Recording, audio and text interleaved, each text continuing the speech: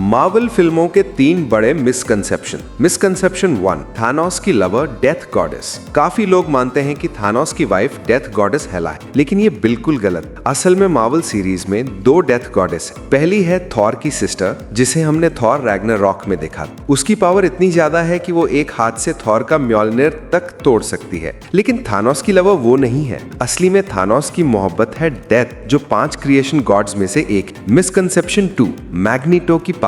X Men movies में हम अक्सर देखते हैं कि मैग्नीटो मेटल्स को कंट्रोल करता है। इसी वजह से लोग समझते हैं कि उसकी सुपर पावर सिर्फ मेटल कंट्रोल करना है, लेकिन असलियत में मैग्नीटो की असली ताकत है मैग्नेटिक फील्ड्स को कंट्रोल करना। इसी वजह से उसका नाम मैग्नीटो पड़ा। वो किसी भी तरह के मैग्नेटिक फील्ड को मैनिपुलेट कर सकता है। यही वजह है कि वो उड़ पाता है। ओरिजिनल कॉमिक्स में तो मैग्नीटो पूरे अर्थ की जियोलॉजिकल स्ट्रक्चर तक कंट्रोल कर सकता है। मिसकंसेप्शन 3, थानोस का वीक होना। अवेंजर्स एंड गेम में जब कैप्टन मार्वल और बाकी अवेंजर्स थानोस वेरिएंट पर हमला करते हैं, तो हम देखते हैं कि थानोस बहुत वीक और घायल है। कई लोग सोचते हैं कि ये इन्फिनिटी गॉन्टलेट में स्नैप करने का असर है, क्योंकि हल्क का एक स्नैप हाथ ऑलमोस्ट बर्बाद कर देता है और टोनी स्टार्क तो स्नैप के बाद जान तक गवा बैठे। लेकिन असल में ये सच नहीं है। इन्फिनिटी वॉर के एंड में जब थानोस ने पहली बार खेतीबाड़ी शुरू की थी, तभी साफ था कि स्नैप का असर उसके लिए इतना घातक नहीं था। आखिर वो इटर्नल है और उसकी खासियत है उसकी ड्यूरेबिलिटी। उसकी ये हालत दरअसल उस वक्त हुई जब उसने स्टोन्स को डिस्ट्रॉय किया।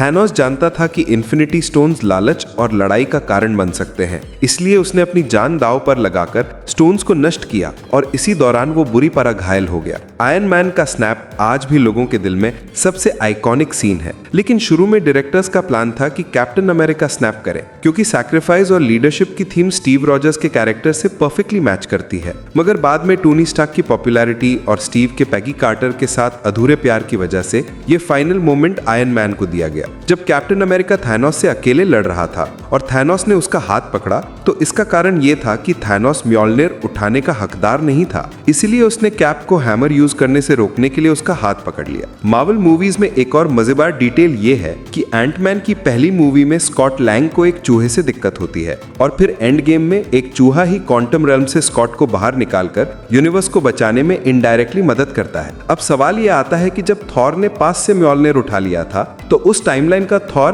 2013 वाला हैमर गायब क्यों नहीं नोटिस करता? इसका जवाब सिंपल है। फ्यूचर थॉर ने हैमर बहुत लंबे समय तक यूज किया, लेकिन 2013 के एसगार्ड टाइमलाइन में हैमर सिर्फ कुछ सेकंड्स के लिए गायब हुआ और एंड गेम के बाद कैप्टन अमेरिका ने हैमर वापस उसी टाइमलाइन में रख दिया। इसलिए ऐसा लगता है जैसे हैमर कभी गया ही नहीं।